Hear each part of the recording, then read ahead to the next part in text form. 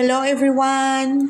Andito na naman ako sa kitchen guys at meron na naman akong i-share na niluluto ko today. Pero yung buhok ko guys, nagkaway-kaway sa inyo kasi nagtatayuan na siya. Ayan guys, nilaga. Pero malambot na yan siya guys kasi kanina ko pa yan siya nilaga. Ayan, super lambot na siya guys. Oh, look! Kaya nilagay ko na yung patatas. Kasi iba naman kasi sa kanila guys. Ayaw nila ng leafy. Kumbaga ayaw nila ng pechay na nilagay sa nilaga. Ayaw nila ng ganun. Gusto lang nila carrots. Ayan. Carrots. Pero napapakain ko sila ng sayote. Masarap daw ito guys.